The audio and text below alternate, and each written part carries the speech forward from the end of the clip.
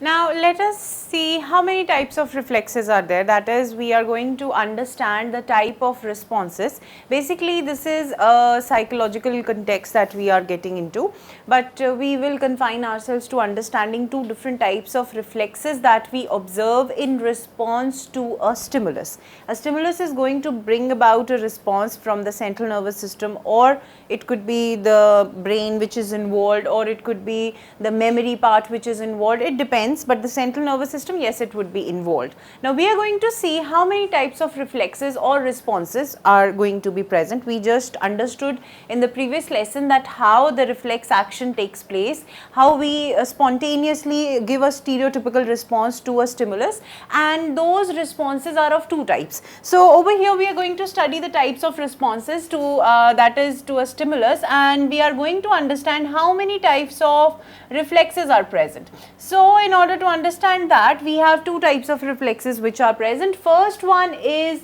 an unconditioned reflex, okay, and the second one is a conditioned response. Now over here also, try to figure out something out of the name itself. There is a conditioned response and there is an unconditioned reflex. These are the two types of responses we are going to deal with in this lesson. Now see, in the unconditioned reflex and in conditioned response, we are going to take an example of supposedly you have been stung by a bee. Those of you who have been stung by a bee, they can very well associate with the example. Those of you who have not been stung by a bee, they will have to associate with it, because this is the classic example that I can give you. And the classic example goes by this, that those who have a bee sting, in first of all, when you are stung by a bee, you would yelp for some sort of, that would be a response. You would yelp in pain, or you would make noise, you would whine loud that you have been stung by the bee. Next time, that would be the unconditioned reflex. As soon as you've been stung by the bee, you're going to make noise, you're going to cry in pain, you're going to do any sort of response. That would be an unconditioned response, because this response comes in regard to the stimulus which the body or the human being, the brain encounters for the first time. And over here I would not use brain, because here also that yelping or crying or shouting is somehow the unconditioned response which is met at the spinal cord level only. That is why I have written over here as reflex and over here it is response.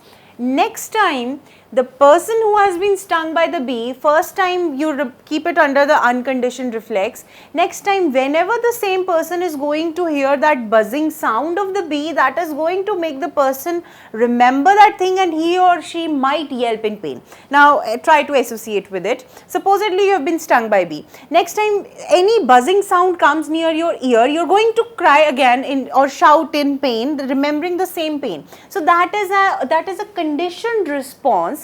The earlier one, when you were stung by the bee, the stimulus brought about the unconditioned reflex of shouting or jumping or yelping, whatever it could be.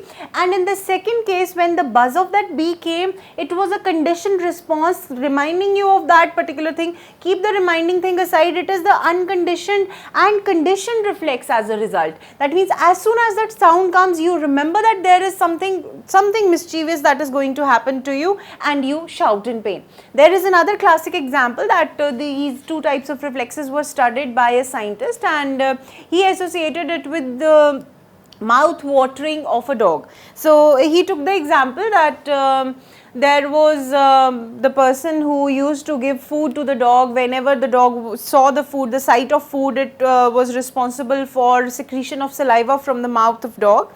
And next time, the first thing was that when the food was given, and the food was given with a bell's ring. That means the dog was provided with the food whenever the bell rang. So the first time the dog was able to associate the sound of bell with that of food. Next time, whenever the bell rang, even if the sight of food was not there, the dog's mouth watered. So basically, he gave the example. First case was when the dog saw food. That was the case of unconditioned reflex, not conditioned, unconditioned reflex, where there was secretion of saliva from the mouth. You know that whenever we spicy, tasty things. There is water in my mouth right now. I have some of it because I am remembering good things, tasty things. So you can associate with it. So was in the case of dog, that it was there was a sight of food in front of dog, and that food was given to the dog at the ring of a bell.